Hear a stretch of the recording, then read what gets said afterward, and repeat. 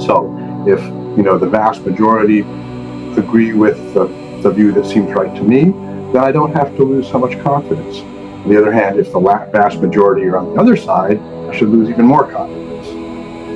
So it's a degree thing. So hey guys, welcome back to Inference Studios, and today we're joined with Dr. David Christensen from Brown University. And so for those who maybe don't know you, could you please tell them, what you specialize in and where they can find your work possibly? Well, I specialize in the part of philosophy called epistemology, which is about knowledge and rational belief and how knowledge and rational belief are different from regular old belief. And I guess I mostly concentrate on rational belief. And in particular, I've been thinking about how belief comes in degrees. And I've been thinking about what the rational response is when one gets evidence that part of one's thinking has been distorted. Thank you. So, just to get right into it, topics can be epistemic disagreement. And so I know you hold a view called Conciliationism. And so if you could let people know who are watching what that view is and why they should hold to it in light of a disagreement.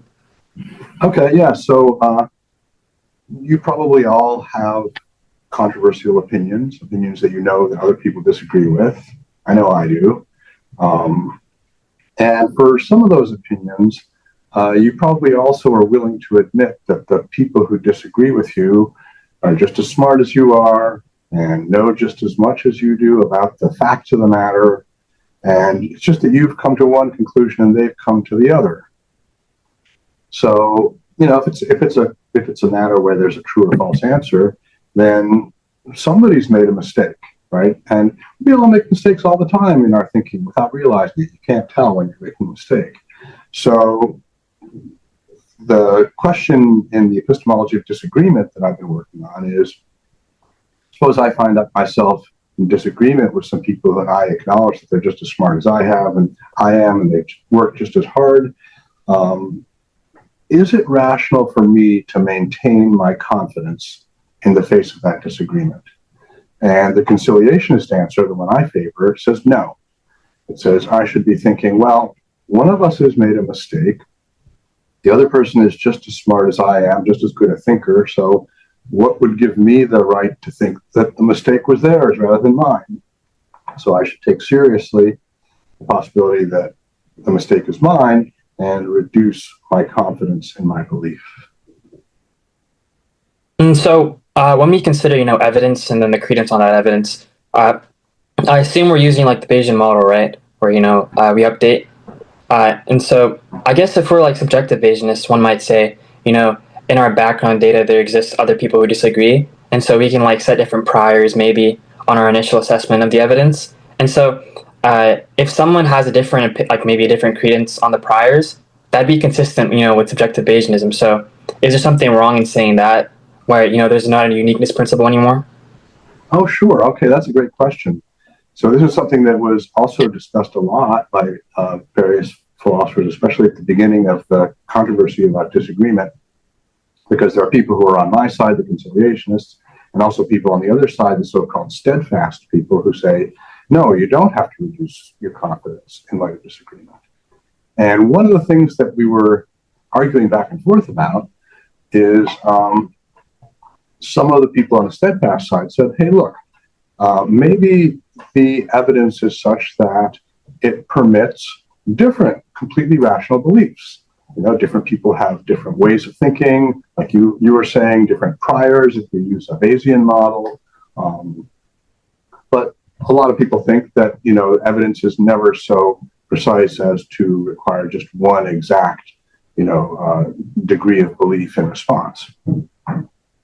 And so if it's true that supposing I'm disagreeing with somebody and supposing somebody tells me, well, actually the evidence would permit either belief to be rational. Is that enough to make it such that I don't have to conciliate or reduce my confidence? And my take on this is that it's not enough, because questions of rationality are one thing, but questions of truth are another. And so if the person who's disagreeing with me believes P and I believe not P, one of us is wrong, right? Even if we're both rational. And if I have reason to think that the other person is as likely to get true beliefs as I am, so they're just as accurate a thinker, then the question about rationality doesn't really get a grip. It really is, one of us is wrong. I have no good reason to think that it's the other person rather than me, and so I should be less confident, even if we are both rational in our initial opinions. So we should still update on the disagreement, even though it's possible we come to different conclusions. Different rational conclusions, yes. Mm-hmm. And so in the cases, where there's like convergence, on a given proposition, even though there is disagreement with like an epistemic peer, would you still then say that, you have good reason to not hold the view, even if there's convergence elsewhere? So I'm not quite sure I'm getting the case right. So there's convergence, you mean that people in general agree on, let's say, P? Mm-hmm. But you encounter like an epistemic peer who disagrees with it. But like the convergence is, maybe like 50%, like over 50%, but there still is, an epistemic peer that who disagrees with it. Okay, good. I get it. So I think that, a lot of the people who write about this sort of imagine these pretty artificial two-person situations where it's just you and your friend disagreeing. But in real life, that's not what it is. In real life, there's tons of people right out there. And I think the right conciliationist response is to say that, well, you should not just be taking account of the opinion of somebody you happen to be talking to or who happens to be your friend. You should be taking account of the overall distribution of opinion. So if, the vast majority agree with the view that seems right to me, then I don't have to lose so much confidence. On the other hand, if the vast majority are on the other side, I should lose even more confidence. So it's a degreed thing. Mm-hmm. And so I guess maybe there's like some issues with having like evaluating properly who's an epistemic peer or not.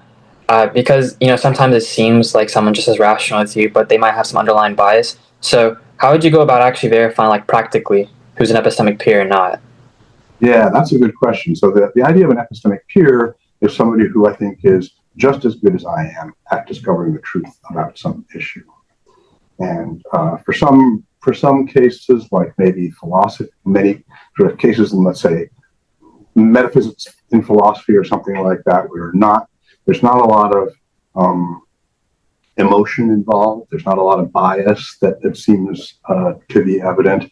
Then I think it's easier. If I can see that the other person is, has just as much education as I have and has read the same stuff as I've read. And maybe I talk to them, and maybe she seems just as smart as me. So those are the kinds of things that can help to establish peerhood. But sometimes in some issues, it's much more difficult, and especially emotionally laden issues. I think religion is one of these. I think politics is one of these. And I think that sometimes it's really hard to know what the conciliationist answer is. And maybe sometimes it's not even determinate. So if I disagree about somebody, say I disagree politically with a bunch of people. I mean, the U.S. is very polarized now. And there's a bunch of people who vehemently disagree with my take on the current administration. And so, are they my peers or not? How seriously should I take their disagreement? That's a tough question because I can say things to myself, like I can say, oh, they tend to be biased by xenophobia, and they're afraid of different people, and various things like that. And so that's distorting their thinking. They're listening to news channels, which are basically propaganda. But when I make those kind of judgments myself, I have to ask myself, are you really being straight with yourself? Or maybe your allegiance to your side is warping your assessment of how reliable people on the other side are. And that's one of the outstanding problems that I think I have not seen a good solution to yet. So you would say someone who's in the sphere of like politics or something that requires a lot of emotional input, that this type of disagreement principle doesn't really hold with them as well as it does for philosophy because there's less emotional bearing. It's not quite that it doesn't hold as well; it's that it's harder to apply.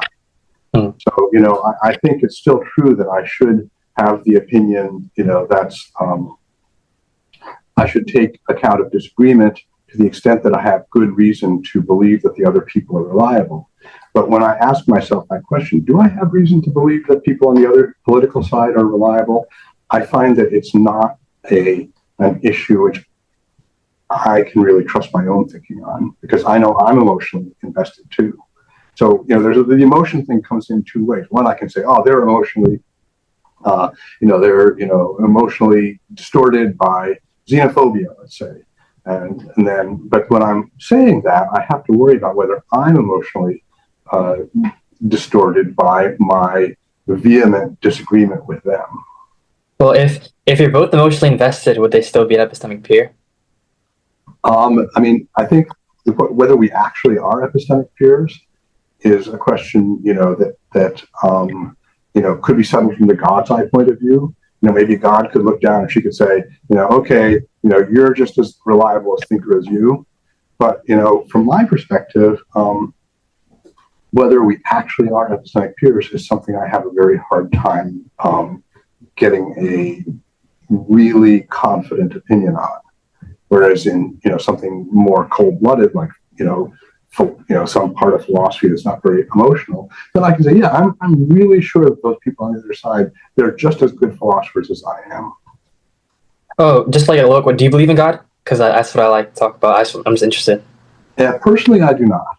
Okay. That's I'm pretty agnostic, but it's just a good question. So I mentioned, like the self defeating part of conciliationism, which I saw in your paper about epistemic controversy. So I think there's two parts to conciliationism, which has some type of self-undermining in specific scenarios.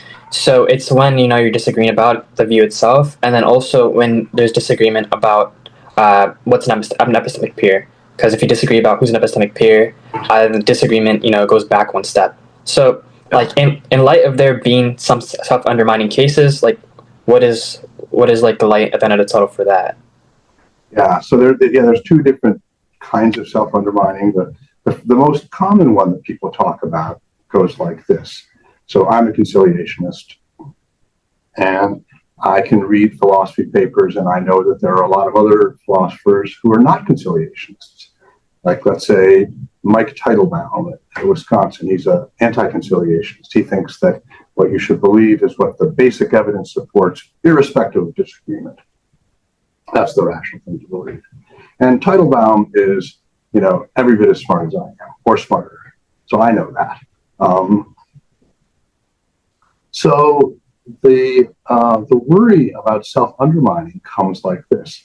So if I'm a conciliationist and I believe in conciliationism, which means I believe that the rational thing for me to do is to conciliate when an epistemic peer disagrees with me, Teitelbaum rejects conciliationism.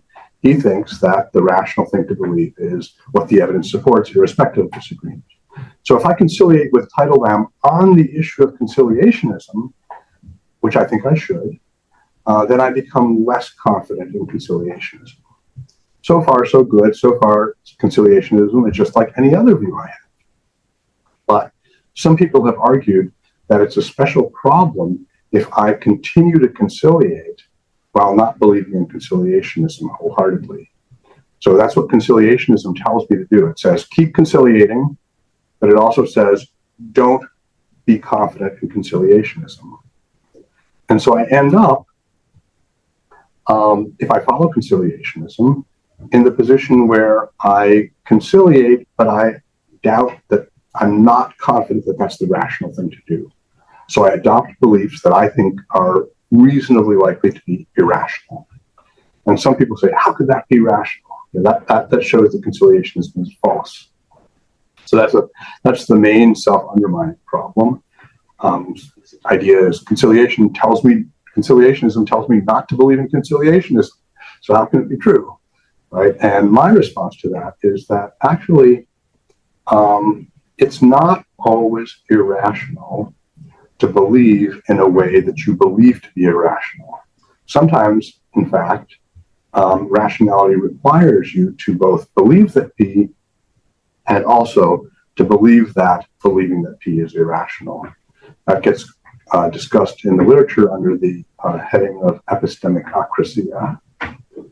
Yeah, so it's like higher order. So we're not on the object level anymore. So, I saw the minimal humility case in your paper, and so I think it does a pretty good job of explaining, that this is higher order. So even though there's self-undermining, multiple views do the same thing, and that it can't be rational to hold irrational processes on the object level.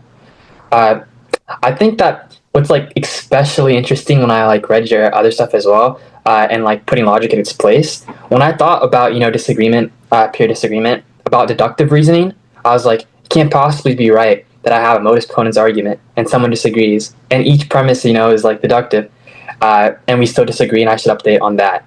And so when it comes to deduction, like what does it mean to be conciliatory in that case? Yeah, I mean, I think that in a simple, there's a couple different questions in the vicinity here. So one question is, supposing, there's something totally obvious, like a modus ponens inference. And I'm talking to my buddy, Josh Schechter, across the hall, who's, an excellent epistemologist. And, I say, here's my conclusion from modus ponens. And he says, that doesn't follow from modus ponens, right? That would be very, very weird. Like, we disagree about stuff, but we don't disagree about that kind of thing. So my take on that kind of example is that I should think to myself, what's going on here? I think that both of us are really good philosophers, and we can, think about these, simple issues very clearly. It doesn't really happen that two, highly competent philosophers who are both paying attention, who are not tripping, who are not being insincere for a joke or something, would both announce different conclusions on a very simple modus ponens logic problem.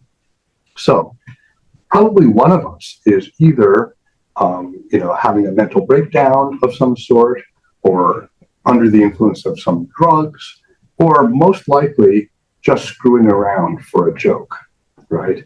And I think if this actually happened to me, I would think that Schechter was just playing with me. And so that's why I would not conciliate. Okay, so this makes me think, I don't know if you've heard like Gödel's ontological argument, like it's supposed to be deductive, but, a lot of people don't agree with it. So I think, even in like deductive arguments, there's usually like synthetic premises, like a claim about ontology, something like that. So it usually isn't ever like actually analytic. But if it's like if Socrates is a man, then he's mortal, like something like that, then yeah, it's probably correct. And so, here's some like other questions that I have, like about like meta level evidence. Like how far back would you go when it comes to higher order evidence? Because conciliationism is like a higher order topic, and then you like discuss about conciliationism as like evidence for conciliationism, and then evidence for the evidence for conciliationism. So it seems to me like, where do you stop? It seems like similar to like infinitist views on justification, if you've heard of those. So do you think there's a stopping point? I guess I don't think that there's necessarily a stopping point. So the way I see conciliationism is it's like a constraint on the relationship between your, let's say, your ground level belief and your, ground level plus one level belief. So it's your ground level belief should reflect your one level up beliefs about how reliable your ground level thinking processes are. And of course, then you're going to notice that my, plus one level thinking processes are also, possibly liable to error. And they should cohere with my, plus two level thinking processes, right? Et cetera, forever, right? That doesn't mean I have to have all those thoughts. It just means that insofar as I have thoughts at two levels, they should mesh in a certain way. It's a coherence constraint. So it's not like the higher level beliefs determine the lower level beliefs or vice versa. It's that they have to fit together in a certain way. And so do you think there can be views that fit together like that, but still be incorrect? Like, those coherent models that seem to fail, when we think about them, like, you could have a coherent story that's fictional. Absolutely. absolutely possible that it could be, you could be absolutely coherent. You could be, I mean, in general, evidence can be misleading. So you can be responding perfectly to your evidence, and you can have really good evidence that you're responding perfectly to your evidence all the way up, and still you could be wrong about everything. And do you think that applying like a coherence principle to where it is coherent, therefore you're doing the right thing? Is that maybe like a foundational commitment? Like if someone puts into question the coherency, like using coherence as a way to determine if the framework of evidence is correct, as you go up and up in the order, is that a foundational belief? My belief that this coherence condition is a correct condition on rationality, is that a foundational belief? Is that your question? Yes. I don't know. It's not a belief that is self-evident in any way. It's a belief that I've reached by thinking a lot about examples, and I think my methodology in thinking about rationality it really starts with examples and thinking about what the rational reaction to those examples should be, and then sort of extracting from the examples a general pattern, which is a theory of rational belief. And it's sort of like, in a way, it sort of resembles the scientific method where a hypothesis, gets supported by fitting with evidence of particular experiments. And in philosophy, I think a general principle of epistemology gets support by fitting with our particular judgments on cases. So maybe in that way, it's not really foundational. That's interesting. But I'm sure, okay, so I don't know if philosophers take this seriously, but you know of like global normative error theory, right? Like where like all normative statements are false. Oh, okay, right. Mm-hmm. Yeah. Do you take them seriously? Do people take them seriously in academia? Because I talk a lot about it with my peers and stuff like that. But I don't know if people take it seriously. All normative statements are false. If that makes sense to people. Because the reasons for normative error theory, they don't seem terribly obscene. Like it seems. It doesn't seem intuitive, but I don't know. Is it seriously talked about? Yeah, that's a great question. I think the answer to your question is yes. People do take that kind of theory seriously. It's basically part of meta-ethics or meta-normativity. A lot of it has been done about ethical normativity in particular. And there are people who have argued that all, positive moral judgments claims are false. Like murder is wrong is false because there's no such thing as wrong, right? It gets a little fancy because then you can say, well, that means that murder is not wrong, is true. Okay, fine, that's a normative statement too. But some people, the people who sort of go for what they call error theory, generally say that statements about morality are like statements about Santa Claus, right? If I say Santa Claus has a white beard, that's not really true. There isn't a Santa Claus. There isn't a guy with a white beard. So there's that kind of theory. I think more people nowadays who are suspicious about normative facts don't go around saying all normative claims are false. What they say is that normative claims are not intended to correspond to facts, but instead are expressions of attitudes or commitments. So when I say something like murder is wrong, I'm not trying to state an objective fact. I'm expressing an attitude toward a norm of not murdering people. So, like in relation to, I know there's like the moral normative error theory, which is, we say that they're false, but about like rational normative error theory, okay, do you think there's like a stance independent definition of what it means to be rational? Stance independent. I think, okay, I'll go for yes. I think that we talk about rationality, and that we're picking out a certain property of certain beliefs and thought processes, and I think it's a real property that we're theorizing about. That's interesting.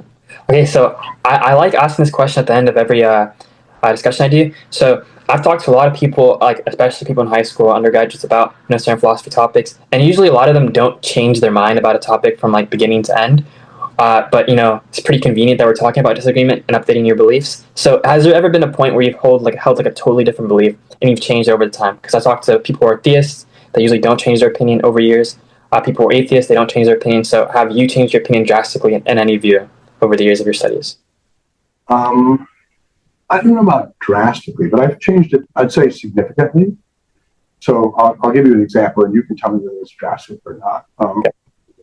So when I wrote that earlier book, Putting Logic in Its Place, I thought that that ideally rational degrees of belief would have to obey the probability calculus. And that means that, for instance, any logical truth would have to get probability 1. And of course, that's very idealized. But I said, that's fine. It's an idealization. But that's what ideally rational thought would be like, right? And I was pretty committed to that. I defended that a lot in that book. Then I started thinking about higher order evidence. And I started thinking, well, supposing an ideally rational person, when they think about the theorem, it does seem true to them, but then they have incredible evidence that, let's say a better thinker thinks it's not a theorem, or they have incredible evidence that they've been drugged in such a way as to make them, come to the wrong conclusions about theorems. And I thought, even if they are ideally rational, that doesn't mean it's rational for them to be certain that they're rational. So they should lose some confidence, and they shouldn't be totally confident in the theorem. That's, I think, the ideally rational response when you're in a situation where you have some higher order evidence, in other words, evidence that you might have made a mistake, and it's good evidence, it's powerful evidence. So I think that's the important I've change. now changed my mind. I now no longer think that ideally rational degrees of belief obey the probability calculus. That's good. That's good. I mean, I think changing your belief shows that you're learning something. And so I think that's all. I don't want to keep you for too long. So thank you guys for watching, and see you in the next one.